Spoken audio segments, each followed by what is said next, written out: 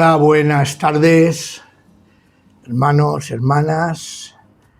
Seguimos con nuestro estudio de Hechos desde una perspectiva de madurez espiritual, de buscar en las Escrituras aquellas cosas que realmente nos pueden ser provechosas para el día de hoy, aplicando, contextualizando lo que nos enseña. Y entramos ahora en el libro, seguimos en el libro de Hechos de los Apóstoles, en el capítulo 3.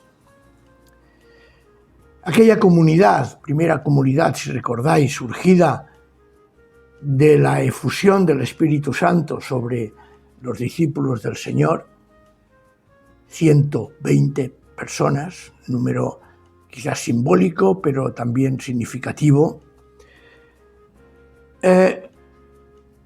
se empezaron a llamar, porque ellos tenían fe en el Nazareno, es decir, en Jesús como su Mesías.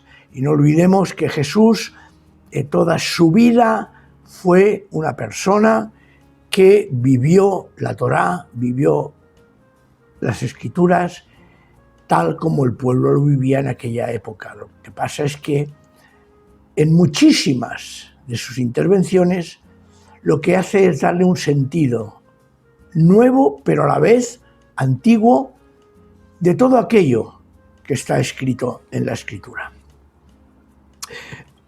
Aún no se llamaban cristianos, y por lo tanto lo que hoy llamamos el cristianismo no existía como tal. Fue después, sobre todo, cuando ya la segunda, tercera y cuarta generación de los nazarenos empezaron a separarse de la comunidad primitiva, primera, que era la de Israel, cuando empezaron a tomar el nombre de cristianos, de Cristos, de griego es el elegido, el ungido. Los nazarenos seguían practicando el judaísmo de la época. Y aquí nos dice que un día en que Pedro y Juan fueron al templo, una traducción también muy hermosa nos dice que cierto día Pedro y Juan subían al templo. El hecho de utilizar la palabra subir tiene sentido porque, si recordamos, el templo está encima del monte Moriah, y entonces lo que hacían era subir al templo. Dice, un día en que Pedro y Juan subieron al templo para la oración de media tarde, las 3 de la tarde, se encontraron con un lisiado de nacimiento, es decir, un varón que estaba cojo desde el vientre de su madre, a quien ponían cada día, dice el texto, a la puerta del templo, una puerta llamada la Hermosa, para pedir limosna a los que entraban en el templo. El cual, viendo a Pedro, el cojo viendo a Pedro y Juan, que estaban por entrar en el templo, les pedía limosna, la caridad. Pedro entonces, con Juan, fijando los ojos en él, dijo, míranos. ¿Qué debió de sentir Pedro para decirle esto a aquel hombre? ¿Y qué debió de sentir aquel hombre cuando Pedro dice, mírame? Y él, el cojo, les estaba atento, esperando recibir algo de ellos. Seguramente dinero, claro, porque era por lo que estaba él allí. Dice, Pedro dijo, no tengo plata ni oro, pero lo que tengo te doy. En el nombre de Jesús, el Nazareno, con lo cual fijáis que hacía referencia no al judaísmo, sino a su grupo, que eran seguidores de Jesús como Mesías, dice, repito, en el nombre de Jesús el Nazareno, el Mesías anda. Y tomando asiento de la mano derecha, lo levantó, e inmediatamente fueron fortalecidos sus pies y sus tobillos. Y saltando, se puso en pie y anduvo. Y entró con ellos, detalle precioso, entró con ellos, no se fue, no, entró con ellos en el templo, andando y saltando y alabando a Dios. Y todo el pueblo lo vio andando y alabando a Dios. O sea, no era algo que lo hizo así detrás de ellos, no, sino lo manifestó claramente. Y claro, el pueblo, ¿qué pasa? Aquí dice, lo reconocían que era el mismo que se sentaba a pedir limosna en la puerta la hermosa del templo. Y se quedaron llenos de admiración y atónitos, admirados, a causa de lo que había acontecido, de lo que había sucedido. Vemos aquí una primera y larga reacción en Hechos. Es una sección de Hechos que ya empieza a hablarnos de cómo se pone en práctica la fe de aquellos primeros nazarenos, discípulos. La comunidad de Jerusalén tiene el protagonismo hasta que a partir del capítulo 6 de Hechos, en que se produce una situación en que se da un conflicto con los discípulos de origen griego y los discípulos judíos. Pero eso ya llegaremos, porque es un tema interesantísimo a tratar en Hechos. Así que ya tenemos en esta primera comunidad un acto, una acción, una vivencia que se manifiesta. La curación de un hombre cojo o lisiado, en el que se manifiesta el poder de Jesús. Ya habíamos dicho antes que Jesús actuaba porque el Padre le daba el poder para hacerlo. Pero en este caso es el poder de Jesús resucitado y que se presenta como mediador entre el ser humano y Dios. Jesús ha sido resucitado y ya se encuentra en una situación, diríamos, en un estado diferente al que tenía aquí cuando estaba entre nosotros. En nombre, dice Pedro, de Jesús, el Mesías, el Nazareno. Algún día hablaremos sobre lo que es Nazareno, Nazir, Nazareo, Nazoreo, una serie de palabras que utiliza el Nuevo Testamento y el Antiguo para designar a personas consagradas a Dios. ¿Qué vemos aquí?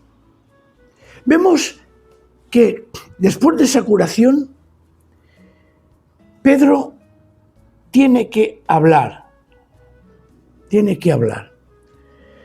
Y se hace un discurso con las mismas connotaciones que hizo el primero. ¿Os acordáis cuando aquellos que están borrachos, están bebidos, están ebrios? Y Pedro tiene que decir, no. Entonces les da un discurso, un querigma que hablamos sobre lo que sucedió y sobre la figura extraordinaria de Jesús el Nazareno. La comparecencia se sucede. Resulta que más adelante nos dice que el cojo ante aquella situación salta de alegría, salta de gozo, salta alabando a Dios. Pero eso no queda indiferente, no queda como algo, bueno, un hecho esporádico, sino aquí actúa Pedro. Y dice, y mientras él, el cojo, tenía asidos a Pedro y a Juan, todo el pueblo, asombrado en gran manera, corrió juntamente hacia ellos al pórtico de Salomón. O sea, se habían desplazado de la Puerta de la Hermosa, entran en el templo, en los aledaños del templo, saltan de gozo, y en la Puerta de Salomón la gente se agolpa alrededor de Pedro y Juan. Y dice el texto que al ver esto Pedro va y declara al pueblo. Declara algo, y declara, como he dicho antes, prácticamente la misma estructura que el discurso que hizo a los primeros personas que se admiraban de lo que había pasado. Y fijaos lo que dice, porque es interesante, porque repito, eso a veces decimos, Señor, una confesión de fe, un credo, algo en el que nos podamos acoger. La palabra de Dios es dinámica, la palabra de Dios es viva, y la palabra de Dios no se puede sujetar en cuatro paredes. No podemos decir, hay que creer esto, y ya está. Porque fijaos, hay un detalle y un hecho curioso que a lo largo de la historia de la Iglesia ha sucedido. Cuando una confesión de fe es más extensa, contra más extensa, es más excluyente. Repito, contra más cosas y puntos que pongas en una confesión de fe para creer, para manifestar lo que uno piensa, contra más cosas pongas, más excluyente será. Claro, puede llegar que la confesión de fe sea tan grande que solo la tengas tú. Y puede ser una confesión de fe tan sencilla que todo el mundo quepa. No. Por eso es importante analizar este discurso que hace Pedro. Y lo hace de una manera extraordinaria. Y fijaos, lo hace de nuevo, como he dicho antes, repitiendo las mismas pautas que hizo en el primer discurso.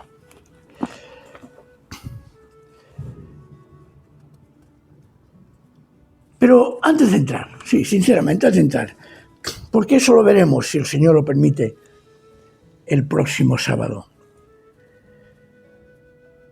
¿Qué podemos destacar de aquella escena concreta en el templo? Pues varias cosas. Primero, que es un hecho portentoso que un hombre cojo de nacimiento, desde el vientre materno, recupere el andar, el caminar. Parece que es más sencillo, ¿no?, que una persona que ha andado, ha tenido un problema, un golpe, una caída o una enfermedad, bueno, que se recupere y vuelva a andar como. Pero en este caso no, porque es desde el nacimiento. Por lo tanto, el hecho portentoso es aún más destacable, más destacado. Y después, otra cosa, que era costumbre que estas personas vivieran de la caridad del pueblo y que además se situasen en el lugar donde, en teoría, las personas eran más entregadas. Y esto sucede hoy. Yo recuerdo, y os lo voy a explicar, una anécdota con un familiar mío muy querido. Una vez yendo en coche, pues pasamos por delante de una iglesia y habían 2 o 3 personas pidiendo limosna. Esto lo veréis vosotros, que esto es de cada día. Y me dice, ¿ves? Esto ha sido siempre así, por un doble sentido. Porque, por un lado, la persona que pide caridad, que pide limosna, que busca la ayuda de los demás, lo va a hacer en el lugar donde sabe que, en teoría, las personas que asisten son personas que tienen buen corazón, en teoría. Por eso tienen más posibilidades de recibir algo en la puerta de una iglesia que no, por ejemplo, me dijo mi tío, mi familiar, que por ejemplo en medio de una plaza. Y tiene razón, que es lo que pasaba aquí. Y esto ha sido siempre. Pero, por otro lado, me dice, y esto además es aprovechado por las iglesias para demostrar o querer demostrar que son caritativas, que son buenas, que admiten cerca de ellas a aquellas personas que lo necesitan. Una reflexión que se me quedó grabada en la mente y que a veces me hace reflexionar. Y cada vez que leo este texto de Hechos capítulo 3 del 1 al 10, que después ya veremos la semana que viene a partir del 11, me viene a la memoria esto. ¿Por qué? Porque hay que huir del buenismo y hay que hacer aquello que Pedro y Juan hicieron extraordinariamente. ¿Qué es lo que hicieron ellos? No tengo oro, no tengo plata, no tengo dinero, no puedo darte nada físico, pero sí que te doy aquello que tengo. ¿Y qué tenían? La fe y la presencia del Señor en sus vidas. Así que nosotros también podemos aprender de esta situación algo extraordinario. No digas nunca, oh, es que no tengo nada que dar, oh, es que no puedo dar, oh, es que... No, porque tú y yo, como creyentes en Cristo, podemos, en nombre del Señor, dar, mostrar, proclamar la salvación a aquellos que acuden a nosotros. Y no hace falta ser rico, no hace falta poseer, no hace falta tener, no hace falta, solo hace falta reconocer el gran tesoro que tenemos nosotros en el corazón y que es Jesús mismo. Y eso es lo que hay que dar. Así que lo dejamos aquí, hermanos y hermanas, hoy. Y espero que de alguna manera esta situación nos haya enseñado algo importante. Siempre tenemos algo que dar, si es que somos seguidores y discípulos de Jesús. Y ya lo sabes, no hay ánimo de lucro. Pon me gusta, pon un comentario, por favor, porque así la palabra del Señor podrá correr por muchos lugares. Shalom, y que el Señor nos bendiga. Amén.